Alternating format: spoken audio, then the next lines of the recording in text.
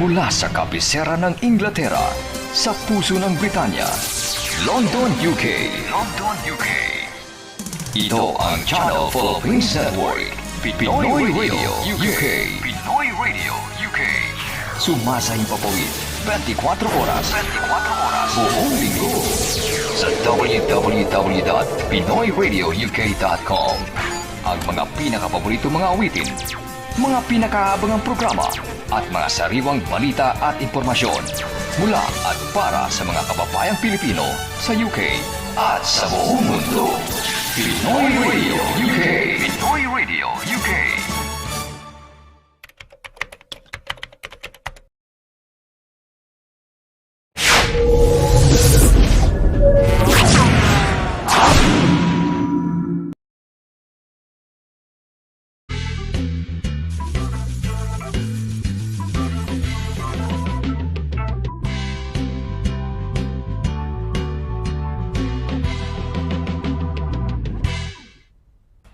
Hi, good afternoon. Magandang hapon sa inyong lahat. Good afternoon to all our kababayans dito ho, in the four corners of the United Kingdom. Sa apat na sulok ko ng United Kingdom, magandang hapon ho. Good afternoon sa inyo. Ayan, oo. Yesterday, it was about 27 or 27 and a half degrees, no? Mainit ho kahapon, kaya't medyo tipong summery na ho ako, no? I'm a bit of summery, unlike before, na meron pa tayong, we would be wearing our blazers, no? Pero okay ho. So summertime, technically we're still in springtime. Springtime pa ho kami dito sa United Kingdom. In a few weeks time, officially, technically rin, it's gonna be summertime. It begins in June, July, and August. Those are the 3 months that are considered the summer months. Anyway, good afternoon to all our kababayans in the four corners of the United Kingdom. Good afternoon to all our friends in the four corners of Europe. And syempre, if you are watching us from anywhere in the world, no, because this is a simulcast everywhere. So, if you're in the Philippines, teka muna, why am I talking in English? You might be wondering, wow, Sonny's talking in English. I might have a nosebleed in a few minutes now. The reason being is that we have a very special guest. We have a non-Filipino who's a guest for today. Is actually from Zimbabwe. Now, teka muna, before I tell you about my very special guest for today, to talk about, different aspects, things about anything under the sun.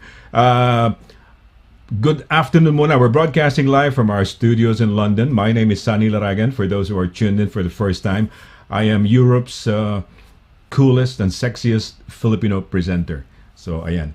I think Michael will agree. If you're not, then... Okay, so good afternoon. Today we're going to be talking about, like I said, we're going to be having a non-Filipino here. This is to serve as an inspiration to fellow Filipinos, no? Of course, we are targeting the Filipino audience, but also we can have non-Filipinos guest on the program to serve as inspiration. So we will be having a guy. Well, he is actually the general sales manager of Toyota Curry Motors, and 25 years ago he started as a warehouse packer. I think shirts or t-shirts in a warehouse, in a factory. He would be packing them. But imagine nowadays, now he's the head of the sales team of a branch of Toyota called Curry Motors, and underneath him are British. So it's kind of some sort of a like an achievement for somebody who's not originally from here, not born here, came from another country, Zimbabwe to be exact, and then being on top of the sales force. So that's actually an inspiration. So we can learn from him. We'll find out the challenges. And secondly, another is composing songs. No, we love listening to songs. Masarap hong makinig ng mga tugtugin, mga awitin. Meron ho tayong makakasama na siya ho ang gumawa nitong I've fallen for you finally, my heart and I'm for. Ang pasikat ho niyan, Jamie Rivera. Pero makakasama ho natin mamaya, isang composer siya. She composes, I think when she was young, mga 18 pa yata, nasa late teens or mid-teens or nasa teens pa. Pero amazing, no? So we'll find out paano nangyari yon. For example, when I was young, I used to be a folk singer, singing in different folk houses in Metro Manila, singing songs of James Taylor, Cat Stevens, Bob Dylan, ganun no? Crosby, Stills, Nash and Young, Neil Young. And then we had compositions, me and my friends would submit this to Dyna, to Universal Records or WIA, pero hindi natatanggap no? What is it? Ano ba meron? Is it, sometimes you have to know somebody, or is it luck? Pag anuhin natin yan. And then, meron tayong segment pa rin, no? Last week, we had the segment of best places to go to in Europe, no? And we're gonna be having somebody to talk about that. By the way, doon sa ang kasama natin sa composer, that's gonna be Jay Montelibano MacLeod, no? And before that, it's Michael Chakaza, who's the head of the general sales manager of Toyota Curry Motors in Kingston. Okay? All right. And then, ang huli natin makakausap dito, she's the undersecretary. Well, she used to be the undersecretary of the Department of Energy, ran for senator in the recent 2022 elections, was number 51 on the ballot, made a substantial number of votes, maski na hindi siya pumasok sa Magic 12, but she was ahead of some other people na kilalang kilala pa, no? Mga broadcasters, no? Pero nakapasok ko. So, ganun katindi, no? And, ayan. So, siguro, let's start off. We'll start off with our very first guest for today. Ladies and gentlemen, please welcome to the program the general sales manager, not just a sales manager, but the general sales manager of Toyota Curry Motors. Toyota is the biggest car manufacturer in terms of capitalization, I believe, in the whole world. That's the biggest. Okay, we'd like to welcome Michael Chakaza, and he's based in London. Michael, good afternoon. Welcome to the program. Thank you very much, Sonny. I first and foremost, I feel so blessed and so lucky to be on your channel. In the presence of the other guests that you've got, I feel the luckiest man alive right now. Well, I'm excited. I'm excited and I'm blessed. Thank you so much. Thank you. I'm lucky. I'm blessed as well. I'm actually echoing what you're saying, because we're blessed for having a person like you. You are an individual who would. Who is an inspiration, like when I said the opening, that you are hindi running for public office direct. Sorry, inspiring. So yeah, you're inspiring us. I'd like to you are the very first, Michael, non-Filipino to guest on the program. So we're starting this series. We're starting this series of non-Filipinos who have made it attained something in their lives, and to serve as inspirations. And we thought of you. Yeah. So, okay, let's start your story. You're originally from where? So I was born and raised in Zimbabwe, and like most people, you're always looking for supposedly a better world, or we think it's a better world. We want to travel around the world and go different places. And I found myself in the UK, which we always think initially I'm just going to be there for a short period, and then I'll go back home, and then 25 years later you're still here. And I think I've met a few friends, Filipino friends, that they say the same thing. I'm going to be there just for a few years, and before you know it, they've made it home for them. So yeah, here I am. But it hasn't been a straightforward journey, like I'm pretty sure all foreigners would say, but nonetheless a challenging one and an exciting one at the same time. I was born and bred in Zimbabwe, came to the UK in 97. Okay. Are you the only one from the family who's ever come to the UK, or do you have relatives who have gone ahead and somehow they were the ones who? Because I think that's what's happening. Hey, I made it big here. Come over. Sometimes people from Zimbabwe, perhaps they see somebody who's made it big in the UK, and they serve as inspiration, and they want to go there, following the footsteps. Was that the case? Are you the only one within the family who's who got into the UK? Well, I've actually got some cousins, but coming here, I was the first one. So what is just a quick narrative of how I got to come here. So in Zimbabwe back then, it was one of the bread baskets of Africa, one well-developed country at the time that I came. And but I was working for my stepdad in a family business, but I wanted to be my own person. So the only way I could do it was to go somewhere far where you know be frowned upon not working for your family business. So to find myself, so to speak, I decided, let me go abroad and try and open my mind a little bit and see what the challenges are. So it was literally come across the seas and start afresh. Okay, Yeah, you as started a young person. 25 years ago. 25 years ago, you were working as a warehouse in a warehouse packing company. Tell us something about that, because now you're the general sales manager, but when you started, you were in a very probably very small salary in a very trivial work. Tell us something about that. How did it start? Yeah. Again, it was one of those things. You know what? You need to survive, and the only way to survive is work. Use your hands, and whatever you are given, I'm grateful. So it was whatever job I could take, and so one of the first jobs that I started doing was working in a warehouse. I remember packing clothes for one of the main chain lines shops late at night. You're filling up these baskets, and you're just thinking, is this really what I should be doing? But actually, you know what? It paid the bills. You had to do what you had to do. Those were jobs that other people didn't like to do, especially the locals. They're jobs that they don't like to do. So you kind of think, what? It pays the bills. I've got to do what I've got to do. Okay, it's paying the bills, but it's something small. When did you start dreaming big? I mean, big in the terms of, I don't want to be like this. I don't want to be packing clothes forever. So when did it dawn on you? When did the thought, let me just go apply, or I don't know, or shall I go back to school? What was the strategy of perhaps uplifting or improving on your life? Do you know what? The first and foremost is when you come to these big countries, these first world countries, if I may call them that, you always think we are small. We are a small nation. Oh, everything else is better than me. I'm small, so I can't achieve those things. But I didn't feel like that when I first came. Yeah, of course I was intimidated, but then I thought, no, I'm better than most of what's going on.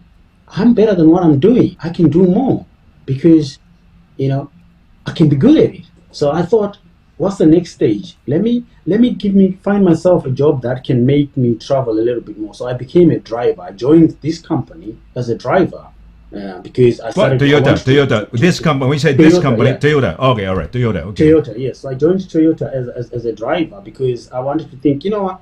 I like the motor industry, and then at that time I was also told, with your color, it's not an industry that you make it. And I thought, what? Watch. If anyone else can, I will.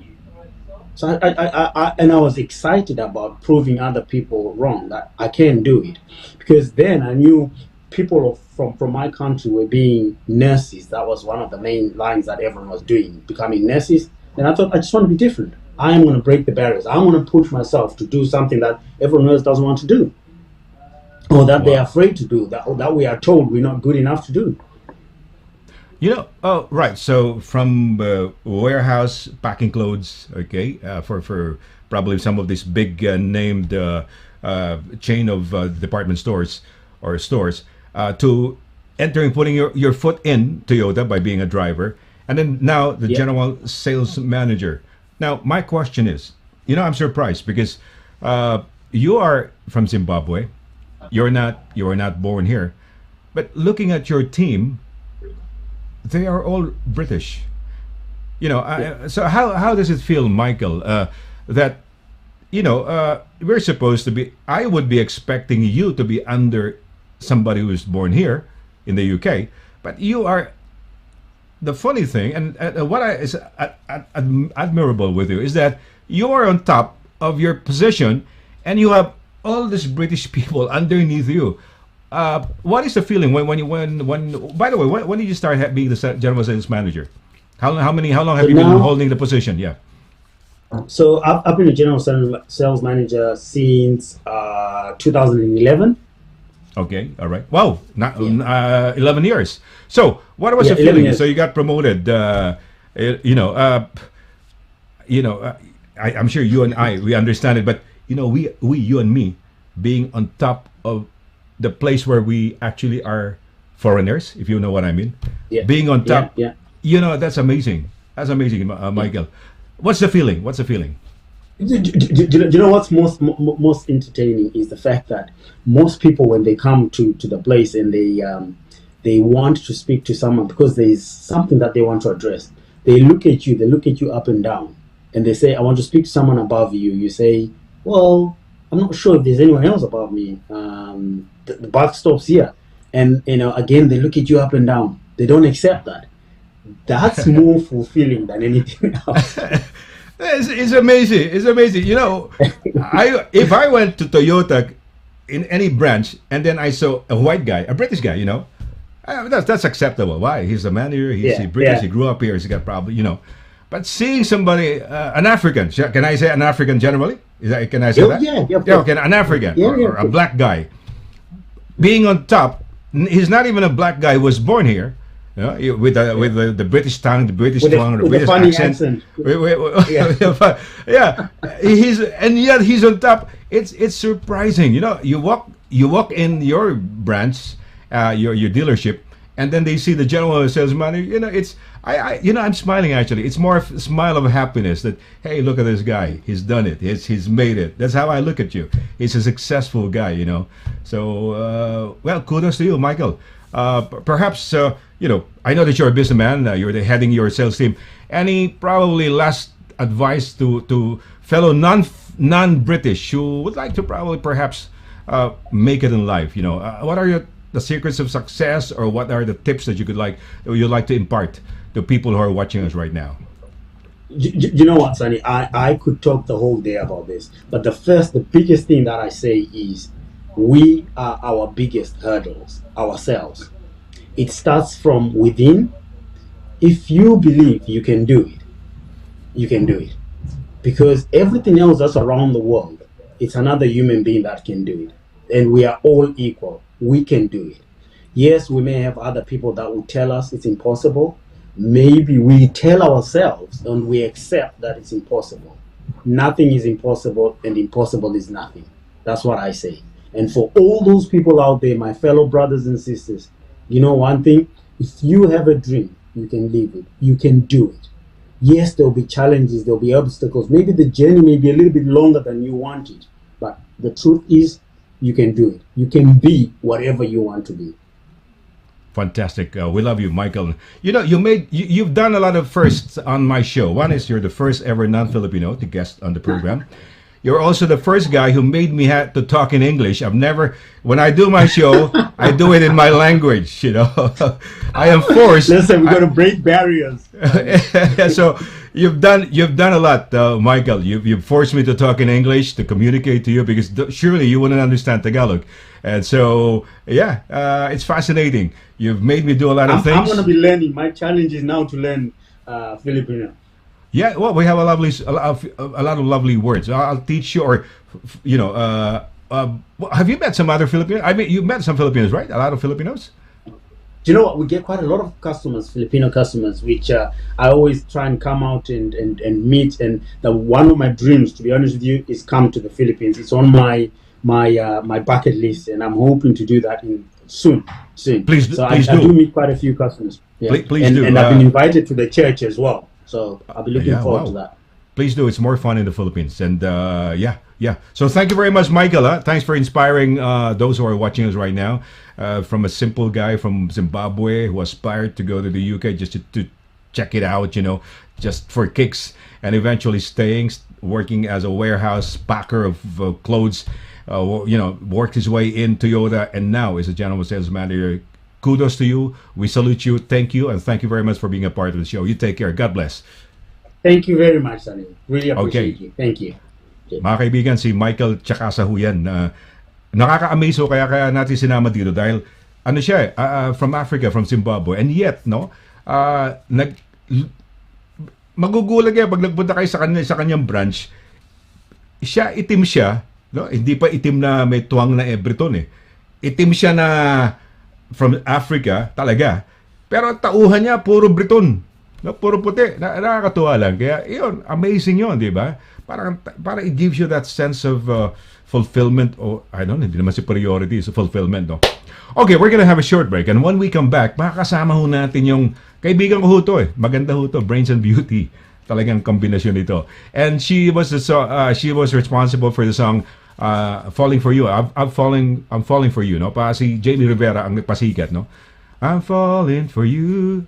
I've fallen for you. Finally, my heart and it's falling.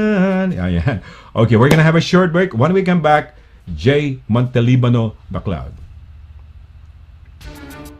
Mula doon hanggang ngayon, serbisyong mapagkakatiwalaan, serbisyong maaasahan pagdating sa inyong mga padalang balikbayan boxes. Dito ka na sa Forex Cargo. Sa presyong kayang-kaya ng bulsa, sigurado ka pa sa inyong padala. Forex Cargo. Dahil kailangan makarating. Call 0208-813-7064. O ano pang inaantay niyo mga kabayan? Tayo na sa Forex Cargo.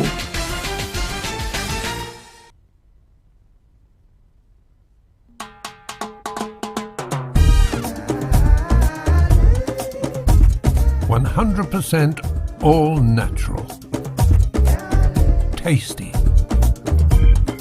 healthy, versatile,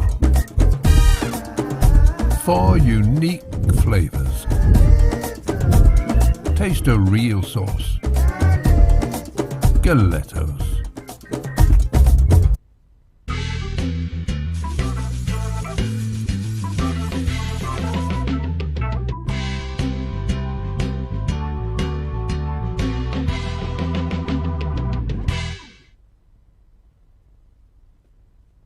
Okay, tuloy-tuloy ho tayo sa ating program.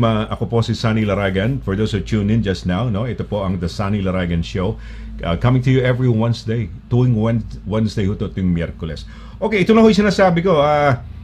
When I used to be a DJ, we were playing these songs, no? Naging DJ ako sa KYFM, BMFM. Dami-dami ng FM na pinanggalingan ko.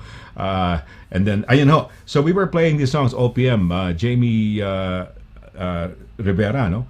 Falling for You. I've fallen for you. Ito na ho, si Jay Montelibano Bacloud, Beauty and Brains on the show. Magandang hapon sa iyo. Good afternoon, Jay.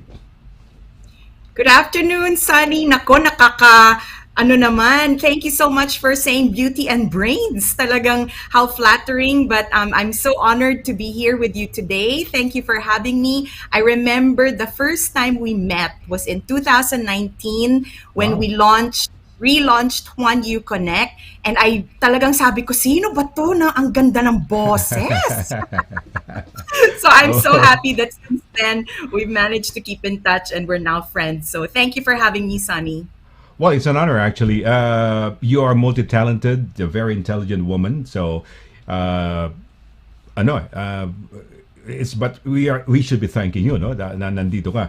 We were gonna go back in time, no? When you were you're now MacLeod. You're married to ano ba MacLeod? Is it a Scottish surname? Is it? Yes. So my husband's father is from the Isle of Skye in Scotland. Okay. Pero si Neil, my husband, grew up here na in England. So, but actually the Scottish part of his heritage, of course, is very, very important. My daughter's name is Skye, so Isle of Skye. Wow. And my son's name is Kalen. So it's both Scottish names, pero meron din silang Filipino middle name. So yung panganay ko is Skye Rosalia. Yung second ko is Kalen Emilio. So, di ba? Ang ganda ng combination. Yeah.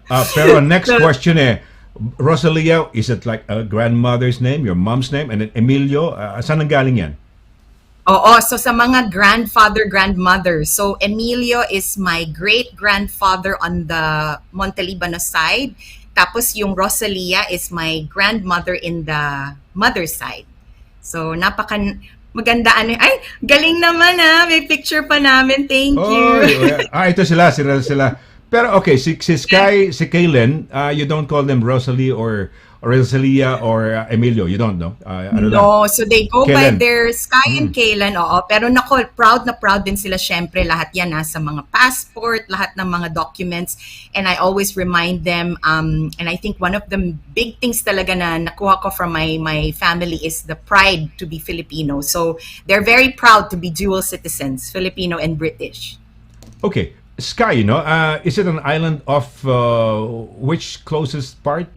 Maganda ba ron? I've never been. I've never. The only places I've been to in Scotland are so far Glasgow and Edinburgh.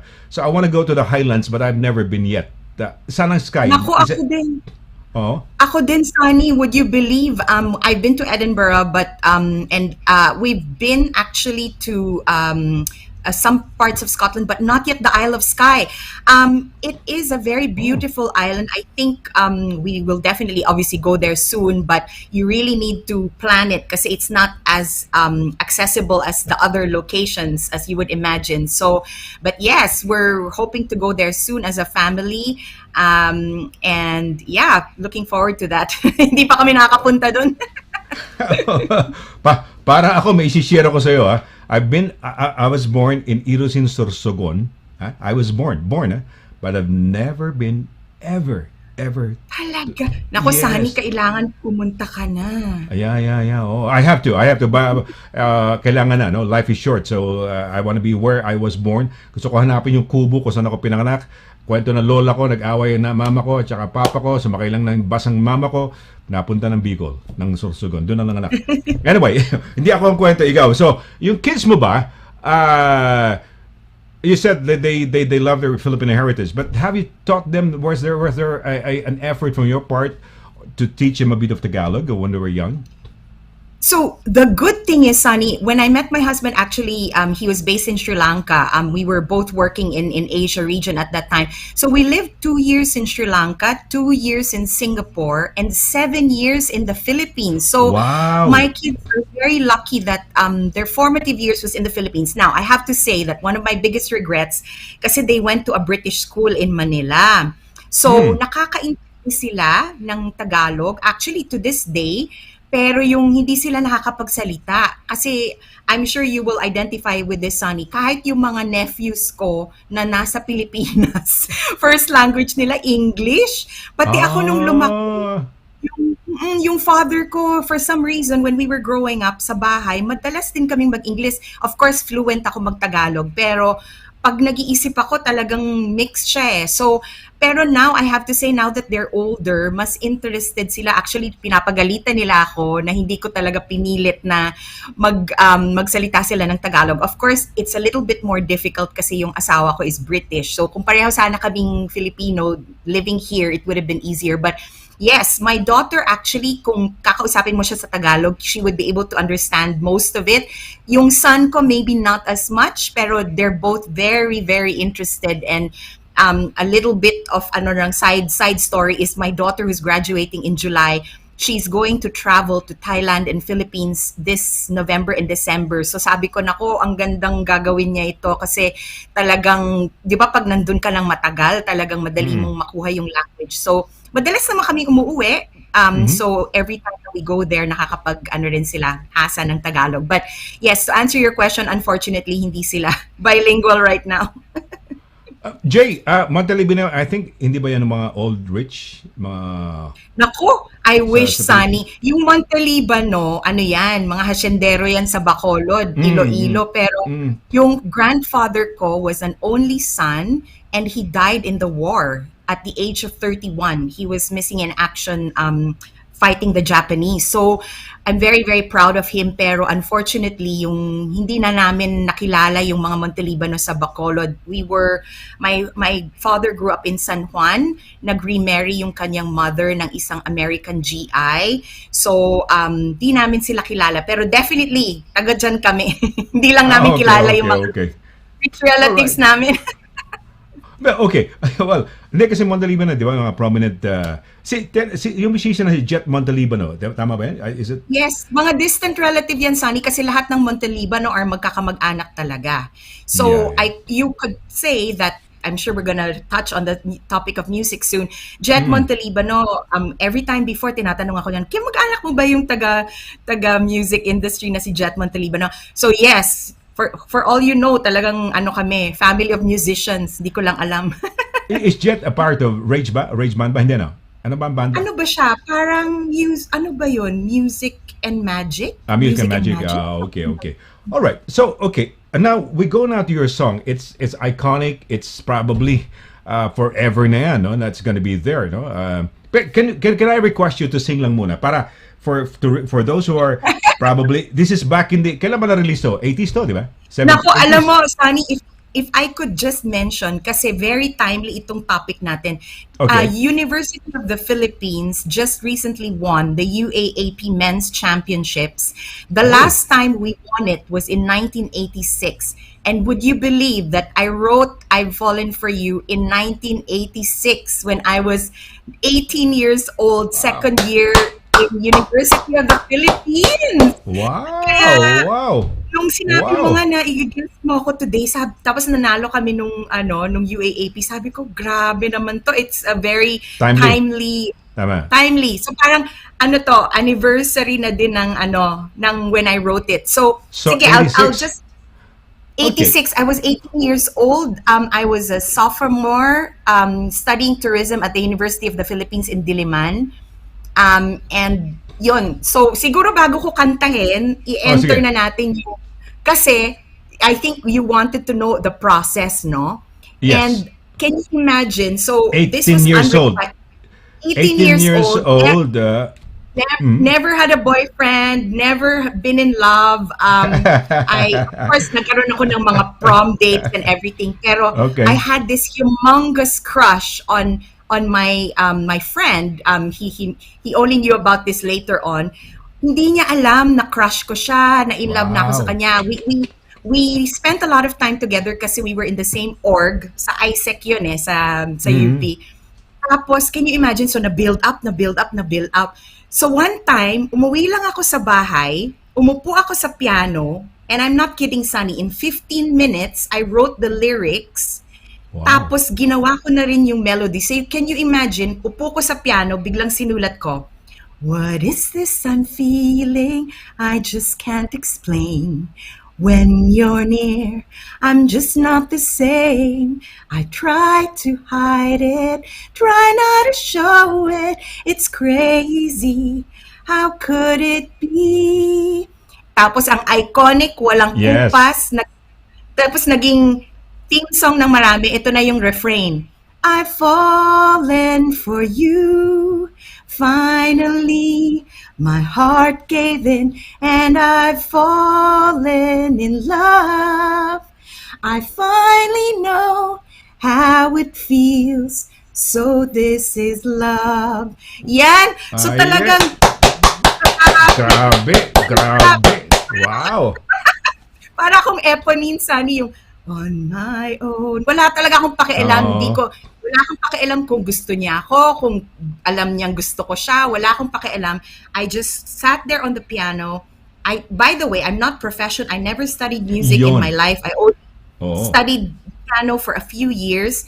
I knew a couple of chords. Wala nga yung flats, wala yung sharps.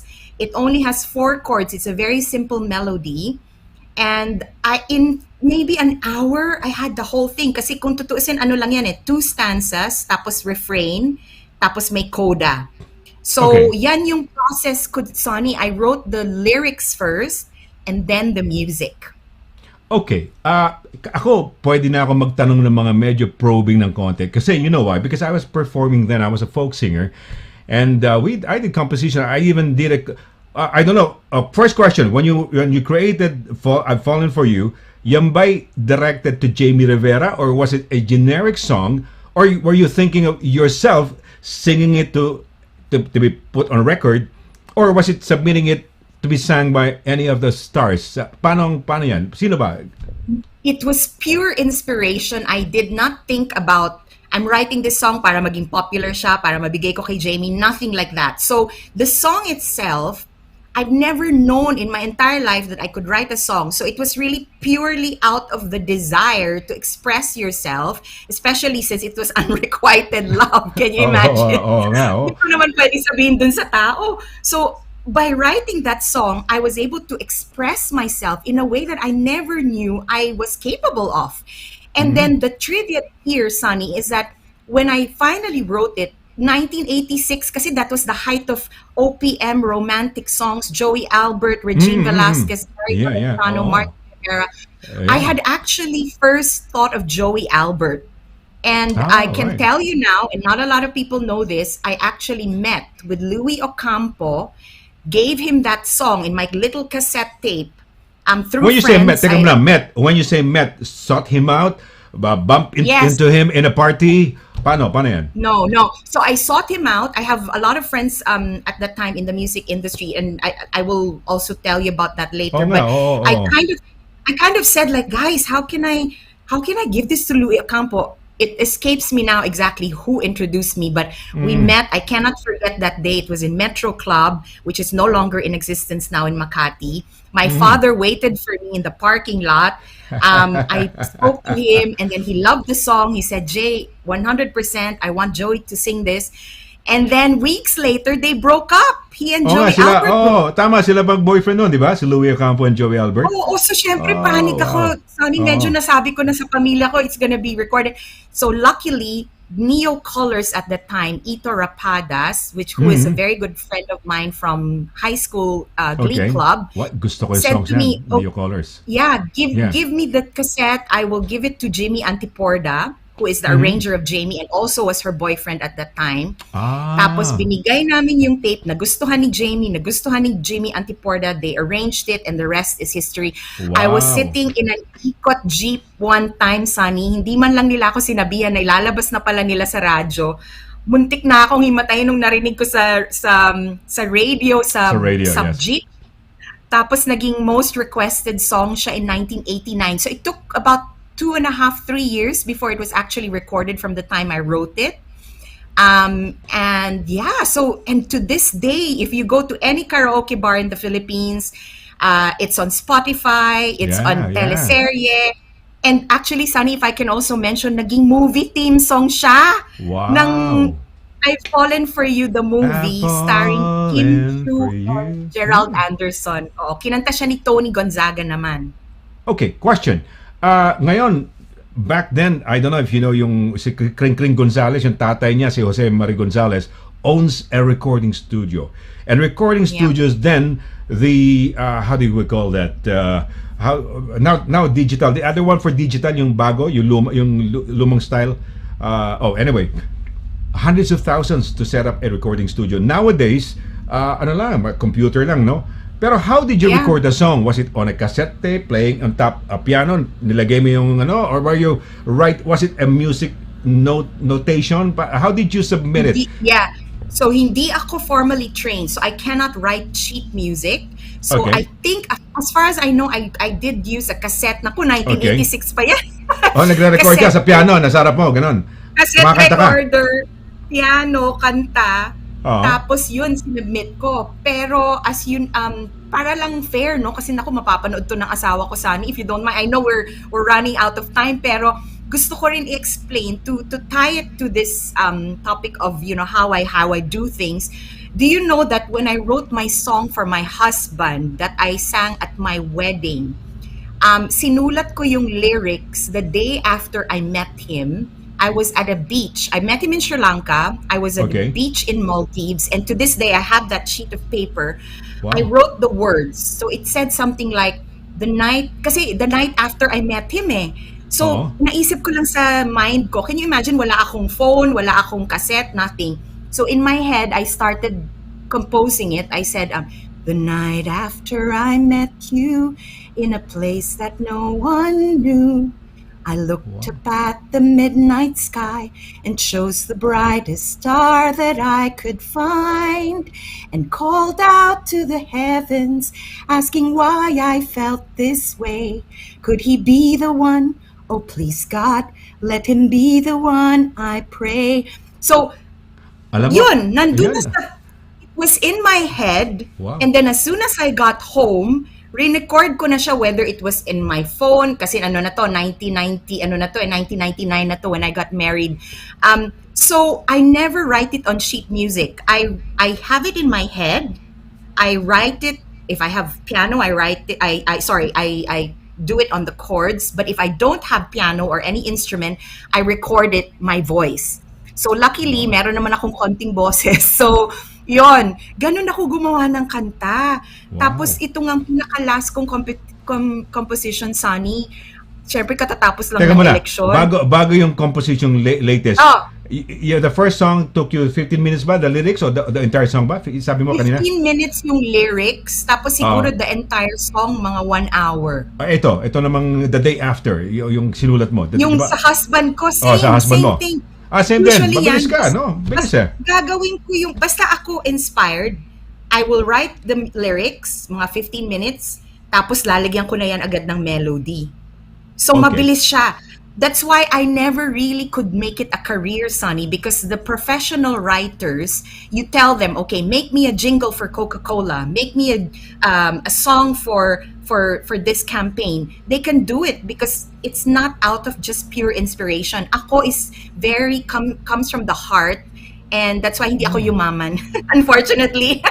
Hindi, yung third song, sige, yung third song naman, sabi mo, you have a third song. Ayun, What last was na the yun. process? Kasi si Yorme, so when I decided I was going to campaign for Yorme Isko Moreno, nakita ko dun sa presidential. wall, dun sa wall nung isa kong friend, si Girlie, shout out kay Girlie, Litang Labastilla, nakita ko yung picture nakalagay, nais ko bagong Pilipinas. I'm not kidding, Sunny, in 15-30 minutes, Wow. nais ko bagong Pilipinas, nais ko bilis ng pagkilos, pag-asa, pagbangon, agad na umahon, yan ang mga nais ko. And I'm so proud that days before Wow, galing ah. days Yeah. before the election, Sunny, ginawa nilang campaign video. It had over 100,000 views. Wow. And Yorme himself, I know, listened to it, loved it. His wife, Daini, she loved it. And so that's really my way of writing songs. Yung sa Juan You Connect din galing. songs. So, palaging ganon. Lyrics, tapos melody. Yung movie na About the Boy by, I think, Hugh Grant, no? I don't know if you've heard of the film. Yes, I've watched okay. that, yes. Pero parang ang theme doon parang siya, parang hindi naman spoiled but he can live comfortably.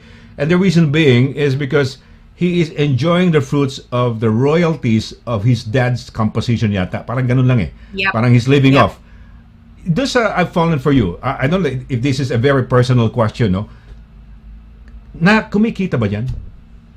Naku, Sunny, alam naman ng lahat to. Tignan mo si Freddie Aguilar, yung kanyang anak became worldwide hit, pero hindi naman naging milyonaryo si Freddie Aguilar.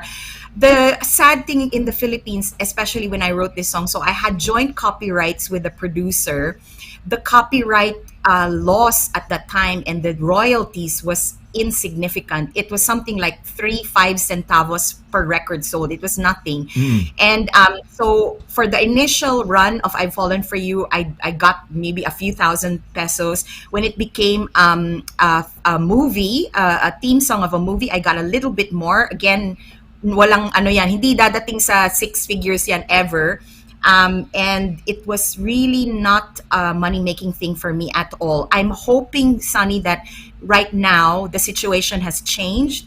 But if I wrote that in the UK, in America, tas naging hit siya, nako, pwede na ako mag-retire. Pero no, unfortunately, in the Philippines, it's very different. The songwriters do not get paid as much as they deserve. Where does the money go? For example, this group like Philscap would charge the radio stations, the TV stations, di ba, mga parang pagbayad ng ano, no? Yes, And yet, so in a way, that's the sad state of Philippine recording, Philippine recording industry, because Sky and Killen would not be able to live comfortably. Say, for example, they make 10 more movies of I've Fallen For You, they wouldn't be enjoying anything much more than a few thousand pesos. Yeah, in fairness to the producers of the song, they still send me royalties. I mean, I'm not saying that they're not, but it's definitely very, very small. And because my copyright was joint copyright, I wasn't being very smart at that time. I didn't have a manager. I didn't really know what I was signing. So maybe if I knew better, I probably would have just made it my sole copyright. So I'm only speaking from experience. But yes, of course, things could change, but right now, I'm just happy that it will be an iconic song forever, and that's something that money can't buy. Even my kids and Neil, my husband, always sings that in karaoke. They love it. They tell their friends, they say, hey, my mom, if you go to the Philippines, you can go karaoke, look for my mom's song. So I think that is even more important than money. Kasi money talaga, Yes. maganda yan, pero hindi naman yan yung talagang magpapasaya sa'yo. So, pero sayang. And actually, Sonny, marami akong songs na you never know. Baka pwede kong ibigay dito sa isang international artist dito sa UK. Yes. Marami Yes. pa akong songs na hindi nare-record. So, it's not too late. Not too late. I'm coming up with something. I'm trying to do a fundraising for scholarship because I in my life puro scholarships ako eh. And so I'd like to give back, and I'm gonna. I've been a professional singer, folk singer, should I say, not professional, but folk singer. When I was when was it in the late 70s, early 80s, no. So before I got fully sa media broadcasting, I want to. Well, in future siguro I'll try to sing your songs in a folky style. I don't know kung baka magalit ka sa akin. No? Sabihin, ba't ginawa folk ang style Nako, you niya, no? can do anything you want with my song, Sonny. And then I'll try this akin lang kasi I'd like to do some versions of my own lang. Pero lovely song ha. Ako nainggit ako sa'yo, like I Thank said, you. frustrated compose. I have songs. I have a lot of songs. May folk, may pop. I even have one song na para specifically kay Claire de la Fuente. Ang pangalan, ang title ng song ko, Sadyang Ikaw Lamang, Sinta. Ang rin ng pamagat, no? Nice. Oo, Sadyang Ikaw. For example, basta ka na, kay Claire, di ba si Claire parang Karen Carpenter ang style niya. So, Yes, gumawa ako ng yes. kanta. But paparinig ko sa'yo later on siguro. But the point is, I'd like to... one of these days, Sonny, One of mag-karaoke these tayong days. dalawa. We'll do. We'll do. But I'm gonna be doing like a benefit show lang, pero online, and to raise funds for scholarships. I'd like to send some mga intelligent, deserving students now, because I was a product of nasa Notre Dame ako nag-high school, libre yun, books, tuition fees, lahat, no? But I was coming from a public school called E. Rodriguez Elementary School, and all the top school students of Caloocan then were lumped together in the gymnasium of Notre Dame for a competitive examination. And I turned out to be one of the lucky guy, who got the scholarship, and I want to give it back, So So I will help you with that, Sonny. That sounds thank you. amazing. Yeah, it is. It's for helping future Pinoys, baka may future Yorme, future whoever they are, sa ating mga kabataan. Just like me. Nobody would think I am orphaned. I was orphaned when I was a young boy, child, because I grew up with my grandmother. My father was an absentee father. My mom, she wasn't with me. So I was growing up with my grandmother. And parang a lola guiding you, a young boy, di ba? Parang iba di ba? Hindi So anyway, I'm lucky. God has been nice to me, and then I got into media for the past 40 years now, and held some nice positions, news director, marami in the media. So yeah. Anyway, so thank you very much. It's Thank an you. honor, pleasure having you, Jay, and knowing the story behind Unrequited Love, Crush Mo Pala, and you can be inspired to come up with songs, and how quick you are when you're inspired to create songs, no? So mabuhay. Thank you very much. Thank you, Sonny. Thank you so much. We hope to have you again. Hope this is not the first and the last time that we're going to be having you. And you take care. And any of your endeavors, is there anything you'd like to plug or shout outs or anything? Baka before you go. No, so you already mentioned it. Thank you so much, Sonny, for all your support. Juan You Connect, guys, we always have content. We're funded by the National Lottery. It's a grant that we have. So please visit our Facebook page as well, Juan You Connect. And just shout out to my mom and my family, because I'm going to share this afterwards so they can all watch it. Thank you, and hello to your guests as well. Bye-bye, Sonny. Mom, Thank you. yeah. Bye-bye. Mom, and who? Sino mga? Mom, you're greeting your mom. Mami Linda. sa Mami Linda. Manila. Oh, okay, and your sisters. Okay, mabuhay, ha. Mami Linda, mabuhay kayo. So, Salamat. thank you. Thank you very much. Mga kaibigan, Jay Montaliban MacLeod, no? Ayan. Buhay kayo, Sonny. Bye. Mabuhay. Okay, Jay Montaliban MacLeod from Hitchin. So, ayan. Gumawa ko siya ng I've Fallen For You. I've fallen for you, finally. Da-da-da-da-da-da. Okay, we're gonna have a short break. Tapos magkaroon tayo saglit lang. Europe po kasi malaki to, no? At alamin natin yung mga some places that we can go to. Ano yung mga tips natin? Makakausap natin yung ating regular guy na travel guy sa Europe dito, si Eman de Guzman. Diretso na ba tayo direct? O may break tayo? Ano bang, ano mo? Oh, habang pakita natin muna yung pwede ba natin pakita yung ating yan, Filipino Cultural Day. Ito, this is Filipino Cultural Day, the Igorot UK charity organization and St. Barnabas Church presents Filipino Cultural Day, a celebration of Filipino culture on the Philippine Independence Day. Philippine flag raising ceremony, induction of Igorot UK Charity Board, live performances by Filipino performance artists. This is going to be on Sunday, 12 of June, 2 to 6 p.m. at the Waltham Forest Fellowship Square. E174 JP. Ayan, check it out. Magandang event ng Igorot UK, no? Charity organization. Ayan, no? So, we're gonna have a short break. Ano ba tayo? Pasok na ba natin? Andiyan na ba si Eman? Direct? Andiyan na ba? Okay. Andiyan na ba si Eman? Direct? Wala pa, sir. Break. Wala pa. Okay, all right. So we're gonna have a short break and then we come back after a while. Saglit po lamang. Mula sa kabisera ng Inglaterra, sa puso ng Britanya, London, UK. London, UK. Ito ang Channel Philippines Network. Pinoy Radio UK. Pinoy Radio UK. Sumasahing papawid 24 oras. 24 oras. Buong linggo. Sa www.pinoyradiouk.com. Ang mga pinakapaborito mga awitin, mga pinakaabangang programa, at mga sariwang balita at impormasyon mula at para sa mga kababayang Pilipino sa UK at sa buong mundo. Pinoy Radio UK. Pinoy Radio UK.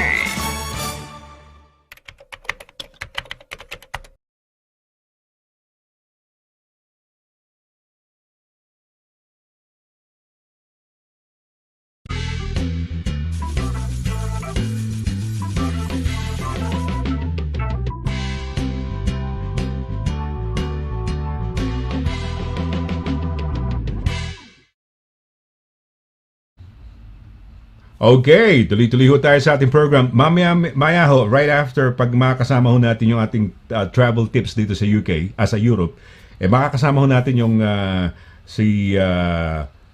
yung ating senatorial aspirant ho, no, last election, si Astra Naik Pimentel Naik, no? We're gonna have her. Alamin natin, no, ano bang, because you guys might in future aspire for public office, no? Ano ho ba ang mga challenges? Ano ho ba ang mga nararanasan pag kumakampanya, no? Ano ba ang ups and downs, no? Ano bang ano bang thought process, paano bang magdesisyon, no? 'Di ba? Do you have to consult your family? Pag-usapan ho natin, kakausapin ho natin siya, no? Although she wasn't able to make it to top 12, but she, the pride, ako, parang tumakbo ko ng senador, parang it's an honor for me and my family, 'di ba?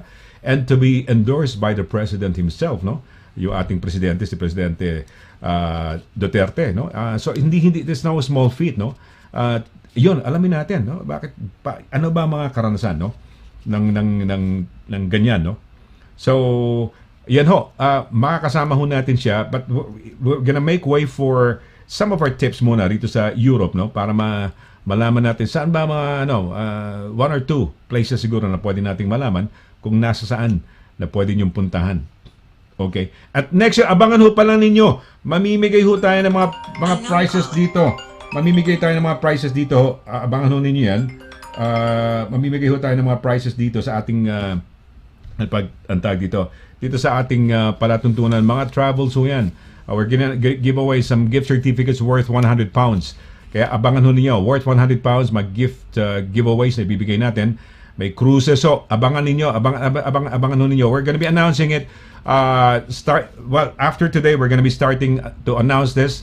How you can join. How you can win yung mga 100 pound mga prizes, no? na pwede nyo ito yung mga ano, no, mga travels ninyo. It could be a hotel or it could be any place na pwede nyo puntahan worth 100 pounds. And yung ano, yung tinatawag nating ano, what do you call this? Ang tawag dito, yung may resort, no? May resort, no? Direct yung pangalan, ha? Baka makalimutan mo, si Felinda pa yan. So, anyway, right. Okay. Ayan, fantastic, no? Okay, anumin natin. So, meron ba tayong OBB dito o direct na tayo? Direct. So, ito, okay, sige. Ito na, yung ating ano, mabilis lang to. Mga tips lang, 1 or 2 places na you can go to dito sa Europe, no? Ito na.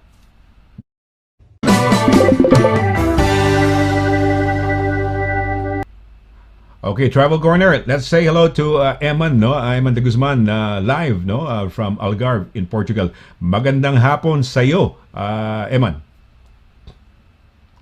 Magandang hapon, Mr. Laragan. Thank you for having me again on the show. Mabuhay po kayo. Mabuhay. Okay. So, diretso na tayo, no? Saan ng ano, any new tips, any new places that we could go to Europe-wide, no? Europe-wise and Europe-wide, yeah.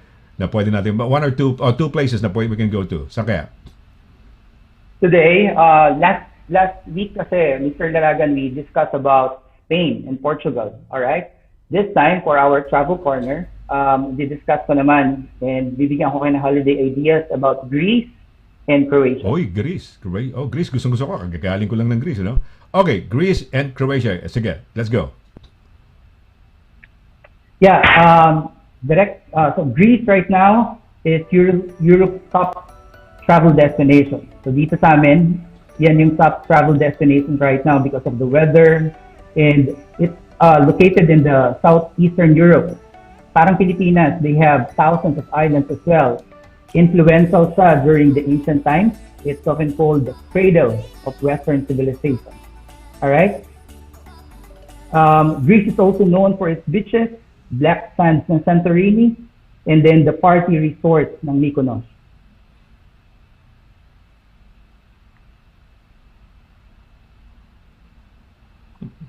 Okay, so Mykonos, right. no? Party place, no? Okay, yes. Ito Santorini, okay. Greece, ayan. So Okay. Santorini ito. more on. Ito It's Santorini. composed of different islands. So different islands, but considered Greece ngayon kasi isa sa mga most beautiful countries in the world, you know? By the way, kaya yan yung Eman, are we okay with the copyright with this? Because we might be flagged by YouTube or Facebook. Okay naman? Mukhang okay naman kasi galing to sa namin eh. But yeah, Okay, sige, kung lang galing sa inyo. siguro. Okay, Pero good. sa That's good. Fantastic. Fantastic. First din ako na nandyan. Okay. Wow, galing ha. Santorini. Sige, Santorini. Ang ganda yan. Alam mo, gusto ko magpunta yan. I was about to go there, pero hindi ako natuloy eh. Sayang, no? From Athens, we were planning on exiting from Santorini. But, we'll do it next time. So, okay naman. Marami pa namang panahon, no? And summertime, yeah, we could put it in the list, no? Okay, so aside from Santorini, saan tayo? So, next is yung Mykonos. Alright? Mykonos. Yeah. Okay. So, Santorini yan, direct. Mykonos. Si Mykonos. Yeah? Pwede tayong forward direct dun sa Mykonos. Mykonos. Pina-forward pala yan. Magbabago pala yan. Yeah, Okay. Ayan, Mykonos. Oo, yan ang party place, no? Mykonos. Right. More on party place, but sabi nga dito parang known sa parang party capital ng Greece. Ng Greece. Oh, wow. Galing, ha? Galing. Right. Galing. Vacation hotspot for millionaires and billionaires. Alright? Paborito to ng mga Kardashian. Diyan sila nagbabakasyon. Mayroon sila mga favorite na hotspots dyan. I fell in love with Greece. I fell in love with Greece. I'd like to go back even to Athens, although city center yon. At hindi siya kamukha nito mga coastal resorty. Nag-enjoy ako sa Athens. I love it. I love Athens, Greece. So yeah, I'll keep coming back. So, Mykonos. So okay, Mykonos yan. So after the Croatia tayo ngayon, no? Oh, may susunod pa ba? Croatia. Uy, Croatia. Ayan. So Croatia tayo. Asan ngayon to sa Croatia? Croatia. Okay. Oh. Right. So, famous in Croatia. Uy, ganda ng girl, ha? Ginawa din yung Wow. mga ano dito eh. Uy, Kaya nga, na-inspire ako doon, ha? Wow, ganda na, ha? Wow. Oh, okay. Ano to? So, Saan to? Marami sa False. this is in Croatia. So Okay. exactly. So from Greece, pwede ka namang lumipad ngayon papuntang Croatia. This is a Fitbit lake. Oh, ganda. Sa Nasa lake. pinaka-view, Wow. No, mo sa buong Linis, mundo. no? But Linis. ba yung ano nila? And then nakikita Galing. mo yung mga walk path na meron. Yeah. Sa kanila. Wow. But again, Mr. Laragan, these are just ideas, you know. A lot of Filipinos and mga tourists, hindi nila alam itong mga places na to na Yes, it really Croatia, oh. exists. But Dubrovnik, isa yan sa mga, and hindi sa ganun kamahal. Alright? There are tours na nandyan that you need to pay like a 50 pounds and then you can have dinner with the locals, you know. Wow, Unlimited galing. na Linis, mga oh. seafood. Ganda. Octopus Parang nila. parang lagoon na, Dyan. although lake, no? Parang lagoon, no? Ganda. Exactly. And what's the good thing about that is that Croatia, almost everyone speaks English. 65% ng population nila, they speak Pag Island to. English. Oh, Pag Island, oh. Yes. Oh, galing, galing. Ito yung Wow. iba't ibang mga islands na nandun that worth visiting. Okay. All right. Alright? Wow, Pag Island. Okay. Ayoko niyan, lalaki yan. Talking about Sa mga girl, sa mga guys siguro, girl siguro yan. Oh, talking about, go ahead. the airport na pinakamalapit, merong direct flight yan from several UK airports. If you're going to split in Croatia, merong Gatwick, Okay. London to Dubrovnik, Birmingham Airport directly to Croatia as well. So average na mga flight right now, kakasi ko lang around 184 pounds, okay, in that round trip. So it's not that expensive to go to these awesome places para sa akin. Wow, we're gonna check it out now because a lot of our mga Britons they checked out Prague, naging party place ng Prague. So this is nice to discover itong Croatia, no? Oh, ito Kirka National Park, But no? Prague, of course, we're talking about mga summer destinations ngayon eh. So Okay. yung Prague medyo mas malamig sa kumpara dun sa dito sa Good. mga summer destinations na Fantastic. sinasabi That's ko. good. Well, so yan na yan, no? Yan na yan. So Croatia and Greece ang ating pupuntahan, no? Yan ang mga the best. Croatia. Okay. For today. Yeah. Okay, we're gonna be coming up. Ito mga kaibigan, we're gonna come up with some prices dito. Mamimigay na tayo starting next week. Oh. And starting, Eman, right after the show, the following day, a day or two from now, we're gonna start our blasting na watch the sun. Win a cruise yan, to Greece and Croatia. Ayan. Ayan, visit discoveries 365.co.uk / ano yan? /win. Ayan. Ayan, pwede kayo manalo ng Pero ipa-plug din natin to sa ating mga social media pages and we're gonna be plugging this, no, everywhere. So, sige. Ayan. Okay. Yeah, but we're gonna talk about that So, later, no? Yes, go ahead. Right, I think also for those na gusto akong makausap directly. But like I told you, yung Greece and Croatia, best way to go there and the most, luxurious but not expensive way to do that is, going on a cruise. And right now, lahat ng mga nasabi ni Mr. Laragan dyan, pwede nating, pwede tayong manalo. Meron tayong raffle para sa Filipino TV Europe. Okay, so we're gonna do that. Ayan, abangan nyo. We're gonna be plugging this straight away a day or two from now, and then tuloy-tuloy na we're gonna come up with some prizes dito sa the Sonny Laragan Show, no? Okay, well, Eman, thank you very much. Shout-outs, anything that you'd like to, baka may mga shout-out ka pa? Yeah, shout out lang, gusto kong batiin yung mama ko na nasa Pilipinas, Beth de Guzman. Okay, ma, miss na kita. Alright, so I hope to see you soon pagbalik ko dyan sa Pilipinas. And yung mga Raflores family, kamusta kayong lahat? I hope to see you soon ulit pag bumalik ako ng Pilipinas. Yun lang, Mr. Laragan, mabuhay po kayo. Mabuhay. Eman de Guzman from Algarve, Portugal. Ayan, ating travel corner guy. Okay, thank you. Okay, ayan. Alright, now diretso na tayo. Ito yung ating very special guest, no?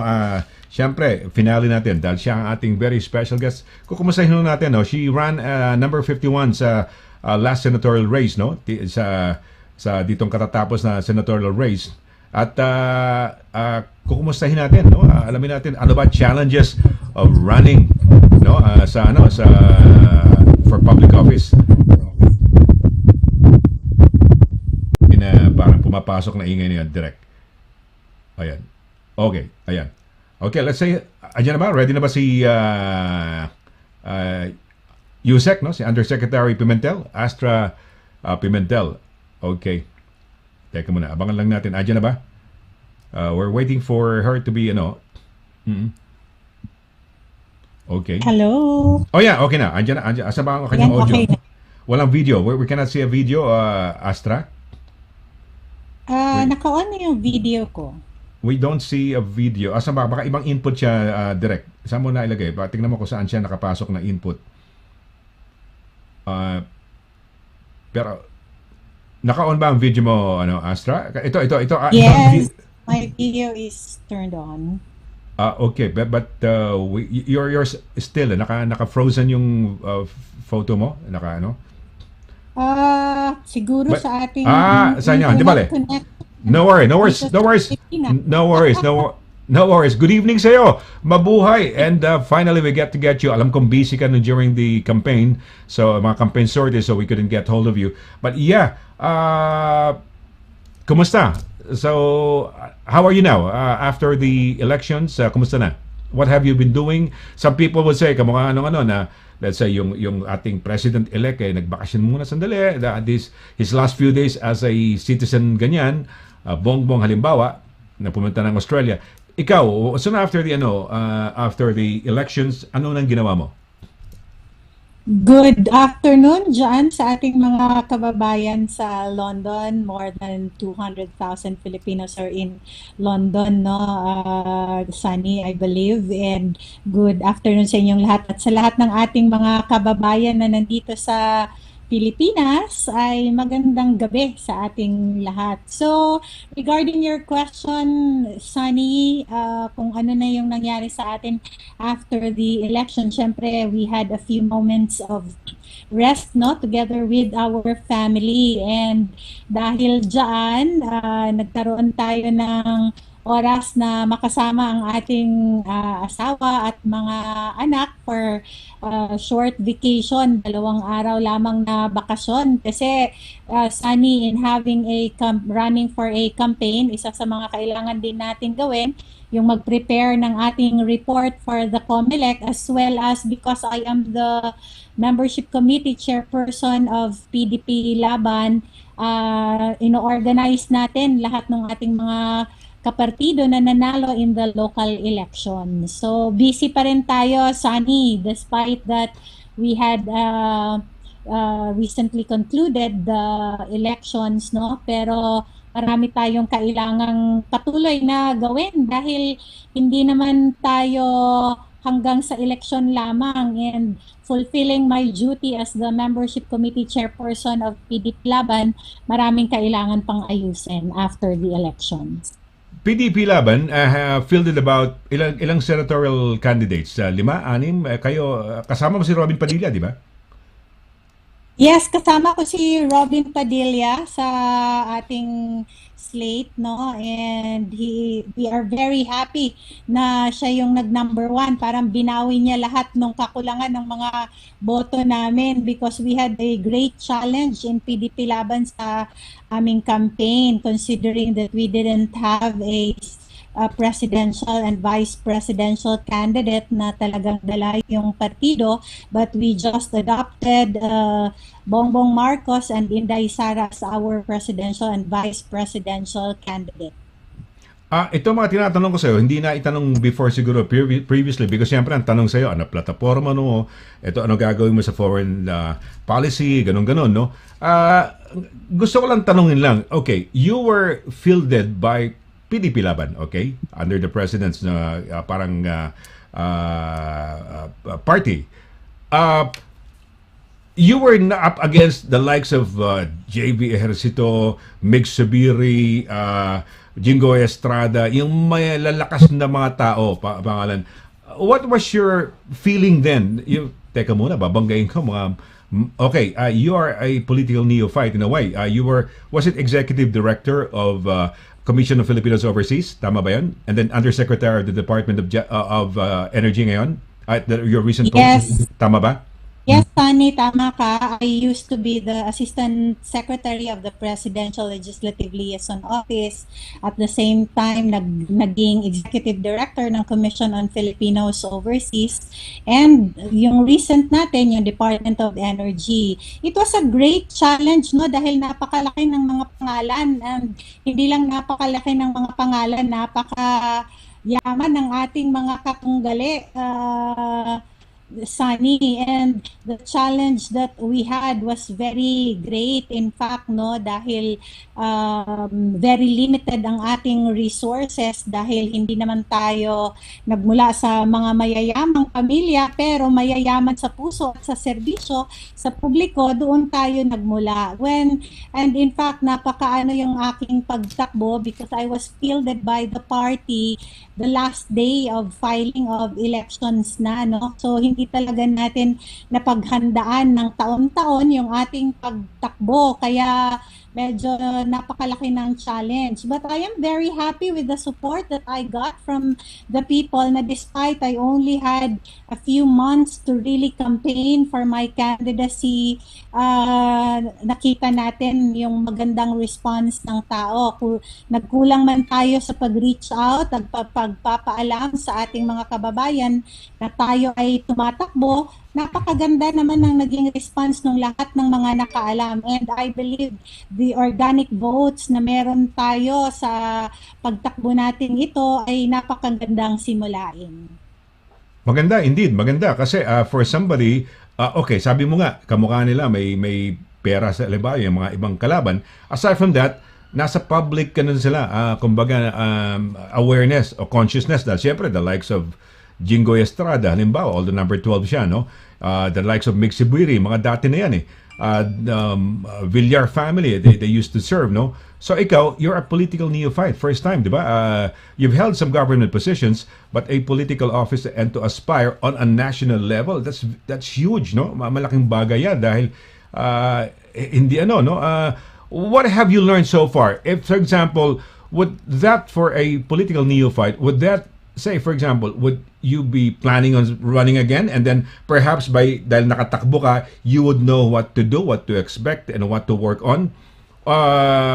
Meron ka bang natutunan? In case, if you run in future, kasi meron tayo siguro mga kababayan, marami din mga neophytes, nagpasukan sa, di ba? A certain doctor yata, na, di ko alam kung anong party yun, nakasabay mo sa debate, no? Nakita ko, si Dr. Mingita ba yun? Kung anong pangalan nun. These are neophytes, di ba? Mga bago. So Yes, maraming fights. what have you learned, and for a first timer, anong nalaman mo na pwede mo siguro impart in case you guys would like to serve public service at tumulong by way of running in office? Ano ang dapat nilang gawin? Ano ba dapat? Ano mga natutunan mo? Ano na mga Marami tayong na-shock ka, na-realize mo? natutunan. Marami tayong natutunan, Sandy. Unang-una na, dapat maging handa talaga tayo sa pagtakbo ng because this is a national scale ang election na tinakbuhan natin. Pero magandang pangyayari, magandang experience sa akin kasi despite that I only had 35% awareness level sa ating pagtakbo, nakakuha din tayo ng napakataas na boto mula sa ating mga kababayan. Siguro Sunny, if we had more time to campaign and more people who have known na tayo ay tumakbo, mas marami pa ang nakuha nating boto if we were able. Lahat ng mga nanalo sa election, they have 100% awareness level, no? Compared sa atin na 35% lamang yung awareness. And isa sa mga natutunan ko, Sunny, it's very important that we go into the media and social media talaga, no? Kasi mahalaga na makuha natin ang awareness ng mga taong bayan. And I've learned also the challenges really of running into office dahil ang mga tao gusto nila yung touch and feel dito sa Pilipinas. That's very important, and importante yung napupuntahan mo talaga yung mga lugar kung saan maraming botante, and isa yan sa mga pagkukulang natin doon sa election because we only had 3 major rallies together with the president dahil despite that he has endorsed us, yung ating pinagdaanan sa COVID ay medyo tayo, hindi tayo nakalutang ng maayos doon sa ating pagtakbo dahil nga may challenges yung ating partido na hinarap. And also, Sunny, I've learned na ang bansang Pilipinas, ang ating mga kababayan ay handa na sa mga bagong mukha. And that's the proof, no, yung ating nakuhang boto na despite having only 35% awareness level, I was able to gain around 3 million votes. Wow, So, galing. tuwang-tuwa naman tayo doon Yes. sa ating sa ating botong nakuha, and handa na ang mga taong makakita ng mga panibagong mukhang magsiservisyo sa ating publiko. Yung mga tumakbo ng presidente, parang hindi umabot ng 3 million yung mga boto ng mga kulelat sa sa presidential at saka vice presidential eh. So for you to get 3 million, that's something. Astra ha. Okay. Yeah. Yeah, so may picture ka direct na pinapakita kay dahil in-endorse siya ni yan. Ito no. So sabi mo 3 lugar lang napuntahan mo to get ng mga rallies na kasama presidente or something. Ano ang mga hindi mo napuntahan? Okay, 35% awareness sabi mo no. Sanang hindi mo napuntahan? Hindi ka nakapunta ng Ilocos ba? Saan ka hindi nagpunta? Sobrang maraming hindi natin napuntahan, Sunny, before the campaign period. Although marami na tayo, I believe yung mga bumoto sa atin are the people who has known me for a long time already, no? Yung mga taong nakakilala sa akin for the past 20 years that I have served government, as well as those who we were able to reach out through the SMNI debate, through the PTV4 interviews and the DZRH interviews. Kasi I was not able to place also an advertisement in the television dahil sobrang mahal ng pagpe-placement ng advertisement dito sa Pilipinas. Sabi ko nga, it's time that our constitution should be changed kasi hindi nabibigyan ng pagkakataon yung ating mga kababayan from other places to run for office at manalo ng maganda-ganda naman ang resulta nila kapag ganito pa rin ang senatorial race natin, that it's national ang nature, at ang mayayaman at yung mga talagang kilala na ay sobrang malaki ang kanilang advantage. As far as the places I've reached out at napuntahan ng kampanya, siguro naka 20% lang ako sa mga lugar o mga probinsya. Yung mga munisipyo, sobrang dami ng hindi natin napuntahan during this campaign period. Ballpark figure. Okay, so yun ang isa sa mga negatives mo, yung the fund for a TV commercial, kasi usually ginagawa yan, lalo sa huli, binubuo siya para awareness, di ba? Magkano ba isang ballpark figure? Magkano ba isang advert ng ng isang TV commercial halimbawa? Magkano ba? Ako nasa 500,000 yata, Sunny. So 500,000 kung nakaapat ka, 2 million for the day. So kung kailangan 10 million, 20 million na yun for 10 days, sabihin na natin. Yeah. So wala ka nun, syempre, napakalaking pera no, sa naman dalakawan yun, di ba? Kukunin yung pera. Ayaw naman natin na kumuha tayo sa mga taong mayayaman at dito kasi alam natin may balik yan lagi para sa kanila, no, kapag humingi at kumuha tayo ng pabor sa kanila. And in my aspiration to be part of government, ayaw kong magkaroon ng utang na loob sa mga taong hindi naman talaga natin kakilala, kundi yaman lang ang kanilang bitbit. At syempre, meron silang i-expect sa iyo pagbalik ng panahon. So, we campaigned on the resources that we had.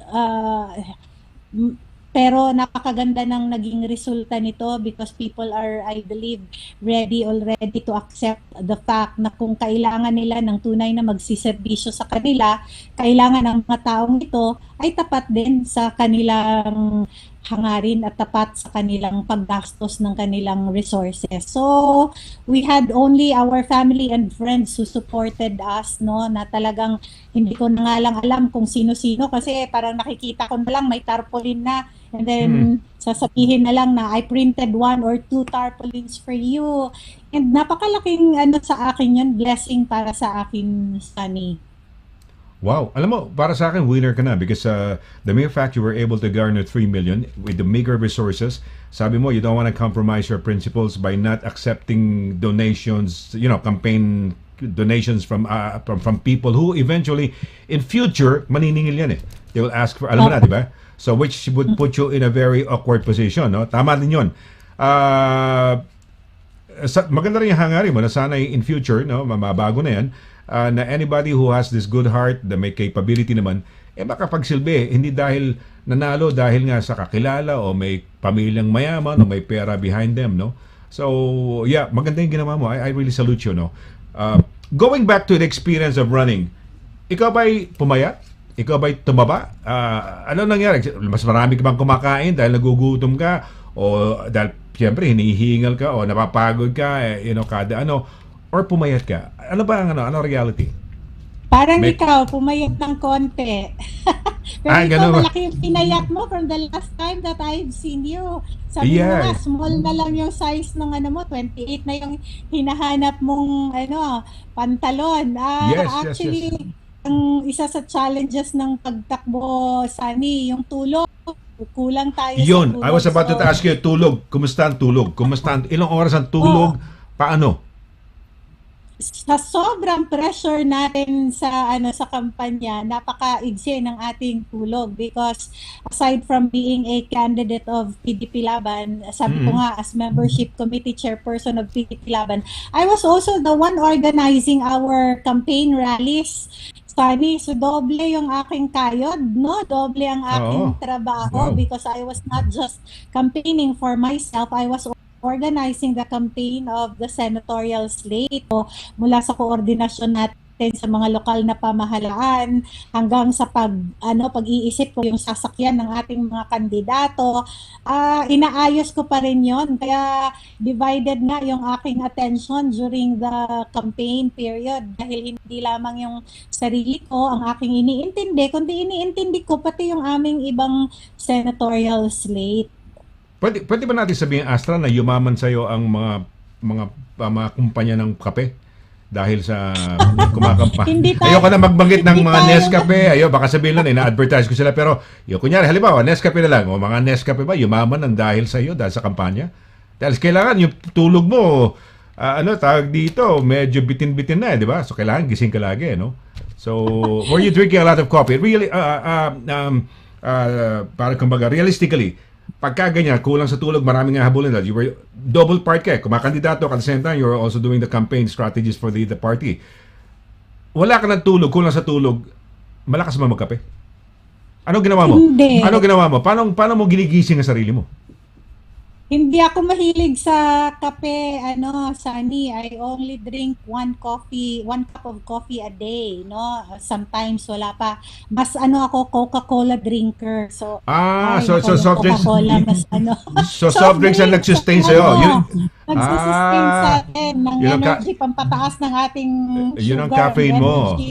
Level, yun ang caffeine and sugar. Right. Yeah, so mahilig tayo sa soft drinks, mahilig tayo sa tubig. So, sanay rin ako kasi sa puyatan, Sunny, no? Ever since I joined government, sobrang nasanay ako sa overtawad na trabaho kasi walang overtime pay, kaya tawag ko overtawad na trabaho. So since sanay na tayo sa ganitong sistema, hindi naman tayo masyadong nagulat nitong kampanya, although doble nga yung kayod natin para sa ating kampanya. And what made me really active and alive is yung purpose, yung sense of purpose and direction that we must have sa ating pagtakbo, dahil kailangan nasa focus ka, that you are trying to reach out to people so that they will hear your advocacies and they will hear your programs. And since you are presenting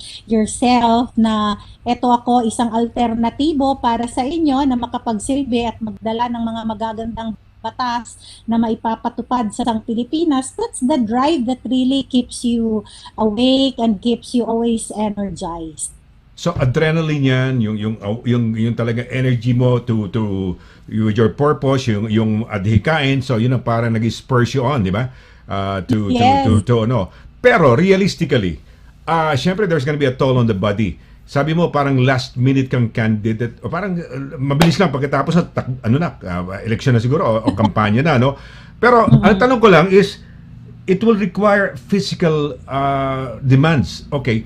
Kailangan ba sa mga future na tatakbo, okay, maganda adhikain nila, 'di ba? Kung mahina sila, hindi naman sila nakapag-exercise, baka mahirapan.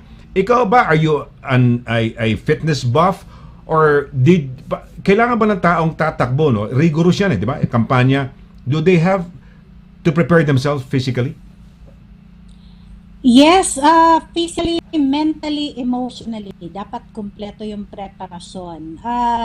It's a blessing para sa akin, son, that I have always never been hospitalized in my life except during delivery sa aking mga anak, no?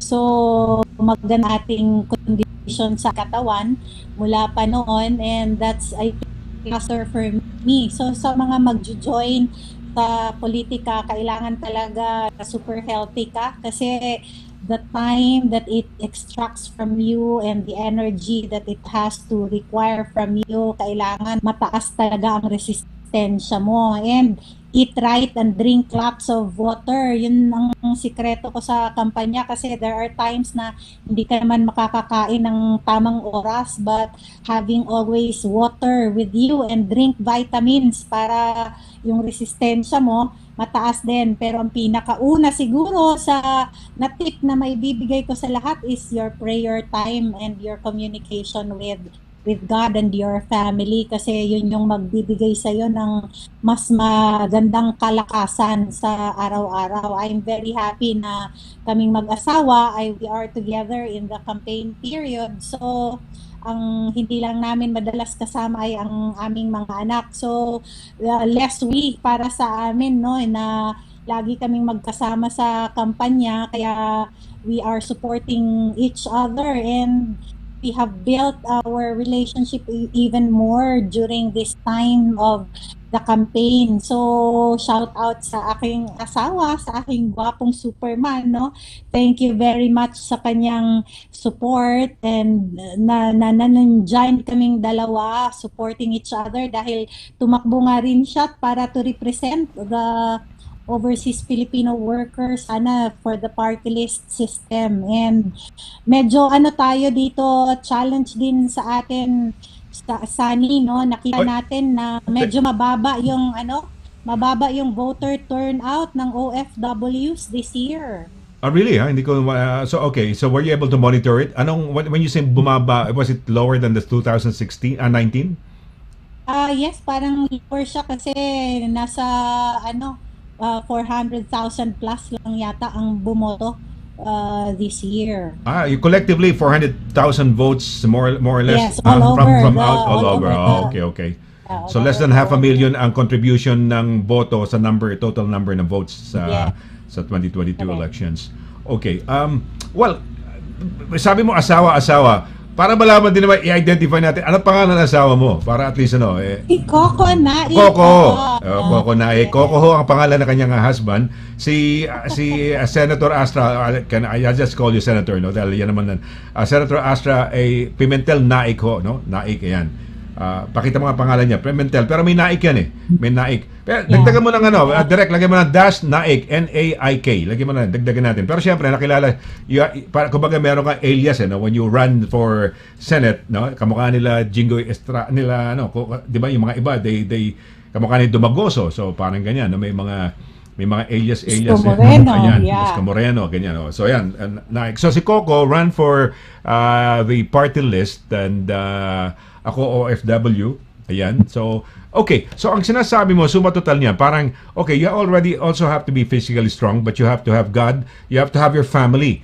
Kung hindi anong porsyento ng lakas mo siguro sabihin na natin na doon sa pagtakbo mo, yun ng pamilya, mga anak mo, pamilya, no? Kasi sabi mo ilang beses ka lang na hospital nung makanganak ka lang, pero other than that,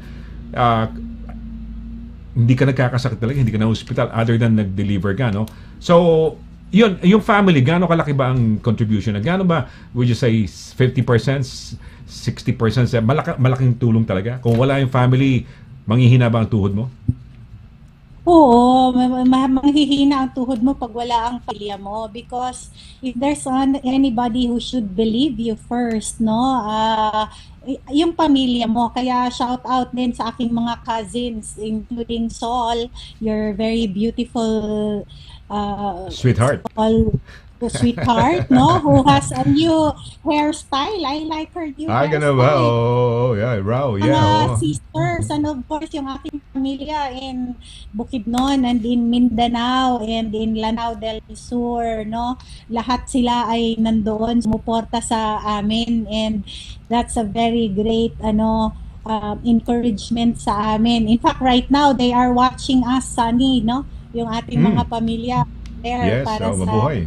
Mabuhay, no? Oo, para sa kanila, maayong gabi sa ilang tanan din sa Mindanao. Assalamualaikum, mayad ha aldaw sa inyo alam. Oo, napakalaking tool dyan yung pamilya mo. They give you an extra push when you are stressed, when you have worries and fear.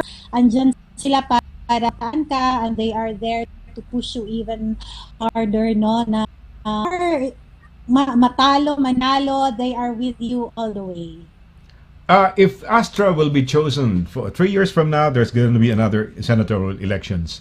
If Astra would be chosen as a standard bearer, a candidate, a part of the slate, will she still run? Will she accept it? I believe so. Kung i-field ulit tayo ng ating partido, I'm a very I'm a party person, Sunny. I believe in consultation, and when the consultations will be done in the party and they believe na ipapatakbuhin nila tayong muli, I will always be a party soldier, and I will do my best to represent the party the best way I can. So, depende yan sa konsultasyon ng ating mga kapartido, no? Just like what happened this year na because they were looking for a woman to represent, no, in the Senate, isa tayo sa napili nga, and kaya pagka nagkaroon tayo muli ng pagkakataon na takbuhin muli in the next election, maybe I'm wiser and better, and I know already how to deal with the campaign. So preparation time and having a very solid campaign plan is very important. So, okay, given, for example, if you would know way ahead of time that you will be fielded, so may panahon na. So, lahat ng natutunan mo, if you can sum them up, for example, okay, say for example, in the next elections 3 years from now, and you are chosen, sabihin lang na, hypothetical question lang do, and say na napili ka, and way ahead, hindi na yung tipong malapit na magkampanya, way ahead. So, what will you do differently now? Then, I should say. Unang-una siguro, Sunny, kasi importante sa taong bayan na nakikita nila yung achievements mo. I've worked in government for 20 years. Never kong masyadong nire-record yung aking mga achievements. Kasi parang sa akin, bukal lang yun. It was just a natural part of my serving the people. And ang mga tao, hinahanap nila kung ano yung mga achievements mo, ano yung gusto nila, may visuals na nakikita na ito yung nagawa mo. Siguro, yan yung ginawa din ng mga ibang politiko, no, na everything has been recorded. Dahil nga, wala man tayong balak before na tumakbo in a national campaign. Wala yun sa isipan ko. And this time, isa siguro yan sa mga improvements na gagawin natin, recording our workloads, no? Importante 'yon, and being active in in social media and in media events, kasi nakita ko Sandy, isa sa kahinaan ko yung aking social media kasi nga wala man akong page. I only created upon already required that I submit my page. So I don't have a website, I don't have a Facebook page, I didn't have Twitter, I didn't have YouTube. Wala lahat yon. Meron lang akong personal FB na pero it's a page. It's only good for my friends and for my personal connections. But I created the page only I think created first in December pero naging active lang in February.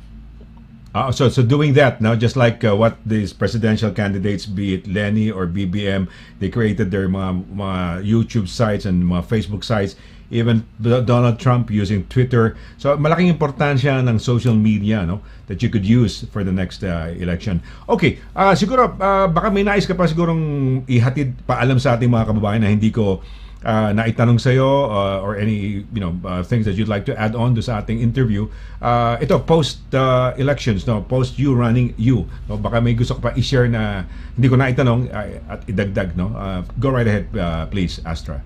Yes, sa ating mga kababayan, I've seen kanina at feature yung mga yung mga lugar in Europe, no, para sa purposes kung saan yung mga must goes in Europe. Maybe I am hoping that your show will also be used as a venue to show the different places in the Philippines. Pwede mo akong maging partner kasi that's one of the programs that I really wanted to push, yung tourism, strengthening of the industry in the Philippines. Sunny, the tourism brings jobs and economic activity to the country, at ito yung isa sa mga nakita ko na gusto ko sana ngang i-advance, no, na yung Pilipinas dapat mag-as, and we will have a very good roadmap for the Philippines kasi napakaganda ng Pilipinas. And if I have not won the election, I will still continue with my advocacy and programs on tourism and the development of the IPs also, Sunny, and I hope you will be our partner also in this, na ma-feature natin yung mga napakagandang lugar na mapupuntahan dito sa Pilipinas, so that our Filipinos who are there in just in UK but in the whole of Europe, because I believe your program is being watched all over Europe, and not just for the people come back, but for their friends who are foreigners to come to the Philippines and see the beauty of the Philippines. Okay, yan. Okay, so yeah, so thank you, Astra. Nako, we also believe in that. At the moment kasi nasa Europe kasi kami isang barangay sa Europe na mga Pinoy na nasa Spain, nasa Italy, nasa France. So ang ginawa ko, because sabi ko nandito naman ako sa Europe, so I'll make it parang barangay na Europe. So I'm trying to, kaya ito sa Filipino TV Europe, Sonny Laragan Europe is not only for targeting the Pinoys in the UK, but also targeting Pinoys in the whole of Europe. So maganda yan. We also plan on tourism, i-present yung ating mga kababayang yung mga places na magaganda sa Pilipinas, because I also dream of naiikot ko na. I've seen you've gone around Europe, you've gone all over the world because of your work with CFO.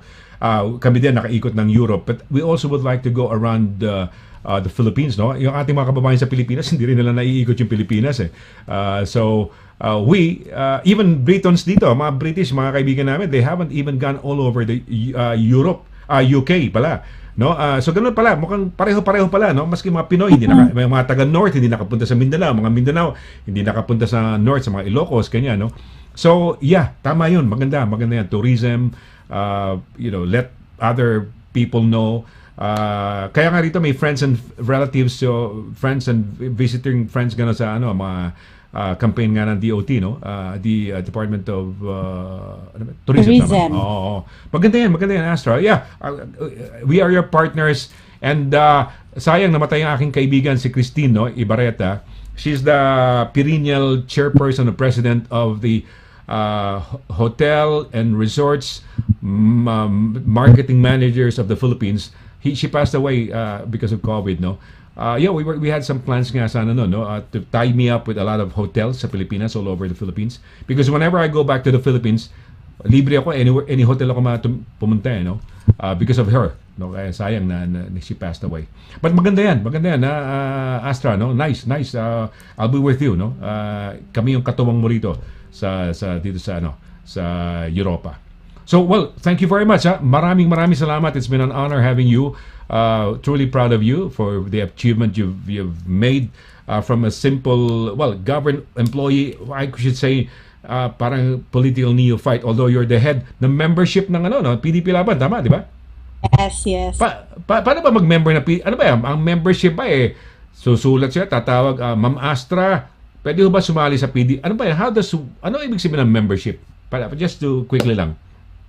Membership with PDP Laban is open to all Filipino citizens age 15 years old and above, no? So tayo lang yung political party actually that starts its membership at 15 years old. Dahil naniniwala ang PDP Laban, we should start our young people being involved in governance kasi para naman sa kanila yung pinaghahandaan natin. And yun nga, they should express intent to join PDP Laban. Sometimes they are also recruited by our political leaders, pero open siya para sa lahat. Those Filipinos abroad who are eligible to vote in the Philippines can be members of the PDP Lab. They have to undergo basic membership seminars. After that, of course, they will have their oath taking upon completion of the basic requirements of the party, no? And yun, pwede na silang maging miyembro, and then pwede silang maging officer, at pwede rin silang tumakbo para sa mga eleksyon and be fielded as a party candidate. Is there... Okay. Sorry, go ahead. Stringent tayo sa sa membership. Laban. Yes, tayo lang yung partido na talagang kailangan mag-seminar muna bago maging miyembro. Okay yan. Maganda yan. So, interesting yan. Kung those of who are interested in joining up, probably help the country, and then eventually, kung they are qualified and perhaps be fielded by the party, so maganda yan, no? Well, nice. We'll talk about the membership late in another. It's going to be a lengthy. I've got a lot of questions about that. But in the meantime, maraming salamat sa iyo, and thank you for gracing our program. Thank you, Sonny. And hope to have you Sonny, again. Yes, go ahead, please.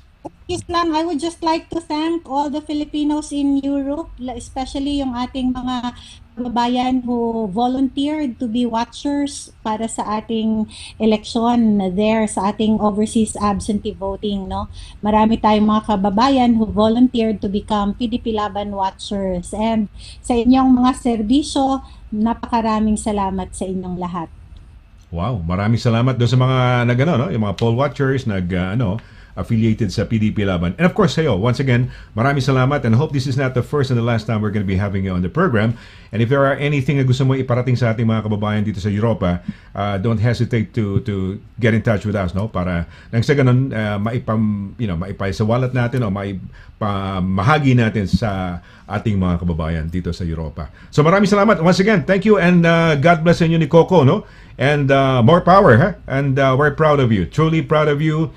With your achievement in this last elections, national elections, no? Maraming salamat, and we're so proud of you, watching you on television with the debates. So mabuhay ka, Astra, no? Take care, and God bless. Ayan po. Take care. Ayan po, mga kaibigan, si Astra Pimentel Naik, no? Siya po ay tumakbo under sa number 51 sa eleksyon, no? Ayan. Ito pala. Okay, ano ba to? Sinamang message to? Jay Mantalibano, okay, honored to be joining the show today. Thanks for having me. Thank you din, Jay. Mabuhay. Okay, sige, let's go. Mabilis na ani natin, sige. Emily Rafael, show time again. Hello, Sunny, good afternoon, and everyone. Thank you, Emily, no? May lagnat ba si Emily? Direct pa? Mukha yata small letter siya ngayon. Rudy Libroho, good day, Sir Sunny, and all happy viewers, Team Libroho. Mabuhay. And then, sige, sunod-sunodin mo na yan. Ubusin natin yan para ma-acknowledge silang lahat. And then, Paulo, good day po, Sir Sonny. Have a great day and stay safe po and healthy always. Yes. Okay. And of course, si Rudy Libro again, Sir Sonny, super slim mo. Congrats. So, thank you. Maraming salamat. Oo nga From 185 to 100, almost 150, no?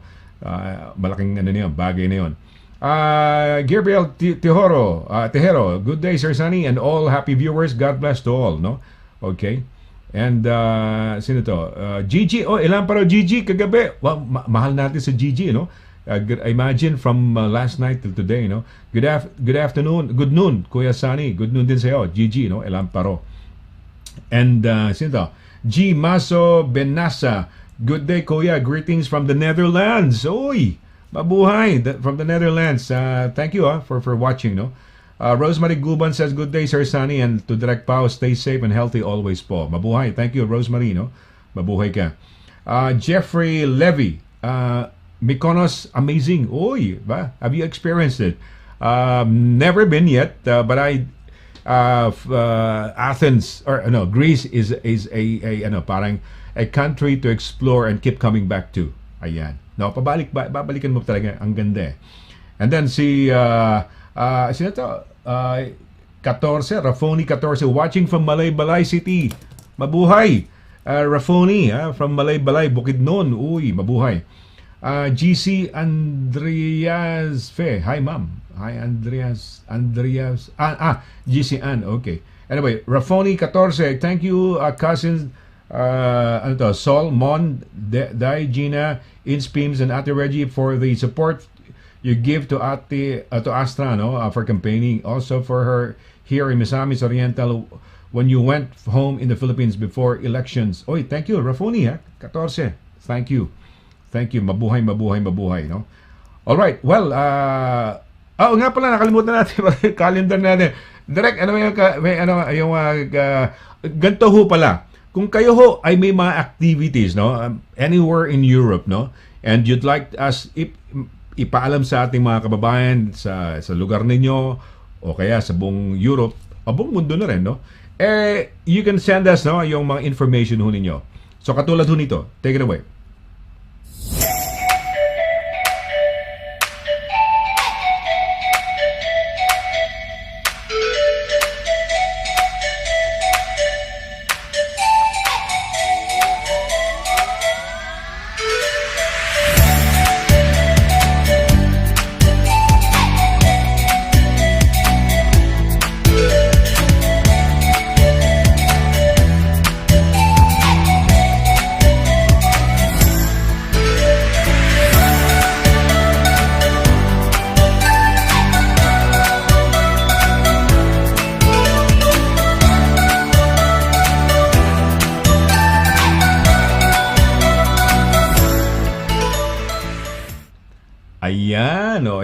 Ayan ang ating calendar, no? So if you have any activities that's upcoming, let us know, no, para maisama ho natin sa ating community calendar and to let other kababayans in your locality, kung kayo taga France, taga Spain, taga Italy, taga UK, maskisan, Portugal, sabihin nyo lang ho, isasama ho natin dyan sa ating community calendar. So kudos, Direk, no, for that wonderful yung ating calendar. So, ayan, I guess tapos na ho tayo.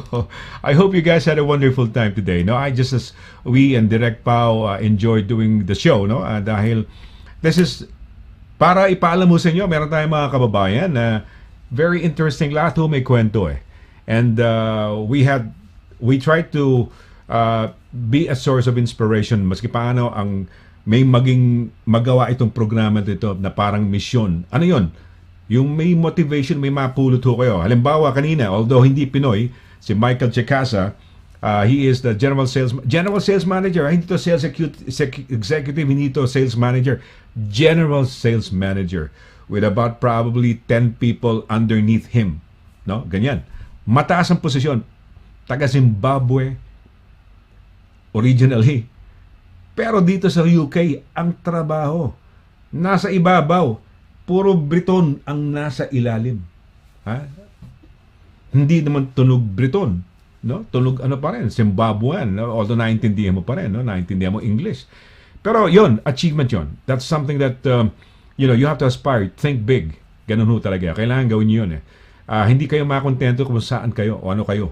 Diba? You aspire, think big. Dahil kunyari nag-aspire ka pumunta ng 10th floor o dahil kakaakyat mo, hindi mo man marating, from zero, nakarating ka ng first floor or second or third, mas mabuti yun kaysa yung dating zero mo. So aspire, aim for the stars, sabi nga nila. So we're doing that. We're guesting people who are inspirational. Kamukha ni Michael Chikasa, no? And of course, si Jay Montelibano, no? MacLeod, no? Yung buhay niya, Pinayan, na nandito sa United Kingdom, married to a Scottish guy. Ayan, si Jay. But she has this iconic song, no? I've Fallen for You, no? Pakita mo ngayon kay Jamie Rivera na yung kaninang Jamie. Ito yung kantang ginawa niya, yung I've Fallen for You. Finally, as in lyrics direct. Pakita mo nga sa akin para lang makita ko, makanta ko ng konti kasi hindi ko masyadong kabisado lyrics eh. Finally, my heart ganun and I'm falling for you. Ayan, I'm falling for you. Ayan, si Jamie Rivera nagpasika to, no? Ayan, 1986 nang lumabas yung kanta na yan. So how many years ago? 96, 2006, 2016. 36 years ago. Imagine mo yan, no? Pero iconic mo yan. One of those songs requested everywhere pagka may mga karaokes. And as a DJ back home in the Philippines, I was playing that song, no? Hindi ko makita ng lyrics direct. Hindi ka mukha nung kanina pinakita mo. Hindi ko makita. Asa ba? I've fallen for you. Finally, my heart gave in. And I'm falling in love. I finally know how it feels. So this is love. Ayan, ganyan. So ayan, I've fallen for you. Ganda. Ngayon natin nalaman, meron siyang kaibigan, crush niya. Kaya lang, hindi niya siguro. Teka, yan, magandang topic yun, no? Yung crush mo yung kaibigan mo. Babae to, ha? O maski lalaki. Crush mo yung kaibigan mo. Maganda yan, direct. Topic natin. Crush mo yung kaibigan mo. Sasabihin mo ba? Diba? O love mo, may pagtingin ka sa kaibigan mo. 'Di ba? Sasabihin mo ba? 'Di ba?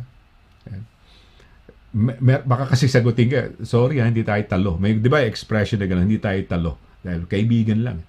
O kaya may sabihin, kaibigan lang turing ko sa iyo eh. Nako. Yan ang masakit to. But anyway, okay, so I guess it's time for us to say goodbye. We want to thank everybody who's been part of the show. We'd like to thank Michael Chakasa, first of all. He's the general sales manager of Toyota Curry Motors. And of course, Jay Montelibano MacLeod, no?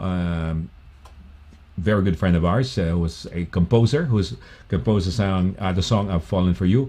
And of course, si Senator, we call her Senator, although she did not win, pero in our hearts and minds, no, siya pa ay truly a senator dahil despite the fact na unknown masyado, no, hindi kilala, and with the limited resources and the limited time of campaigning, she still was able to get about 3 million votes. So that's no easy feat, no. So congratulations sa'yo, no. And of course si Eman, no, Ade Guzman, yung ating resident travel advisor, no, yung expert. And abangan ho niyo, we're gonna be giving out prizes dito, no? So, you will win prizes dito. Manood lang kayo. Nag-enjoy na kayo. Mananalo pa kayo. Dati namimigay tayo ng 2,000 pesos, 5,000 pesos, I think even 10,000 pesos nabigay tayo, no? Yung mga nakaraang mga pa-contest natin. Abangan ho ninyo. We will hopefully do that soon, no? Dito sa ating station. So, sa ngalan ho ni Paula Perez, no? Yung ating director, producer, at lahat ng mga kasama nating mga staff, yung mga ating mga PAs, no, production assistants. Ito po si Sonny Laragan nagsasabing thank you very much so sa inyong walang sawang pagsubaybay dito po sa the Sonny Laragan Show. Let's do it again next Wednesday at 1 o'clock in the afternoon. Till then, take care, God bless, and goodbye. Mula sa kabisera ng Inglaterra, sa puso ng Britanya, London, UK. Ito ang Channel Philippines Network. Pinoy Radio UK. Sumasayang papawid 24 oras. Buong linggo. Sa www.pinoyradiouk.com. Ang mga pinakapaborito mga awitin, mga pinakaabangang programa, at mga sariwang balita at impormasyon mula at para sa mga kababayang Pilipino sa UK at sa buong mundo. Pinoy Radio UK. Pinoy Radio UK.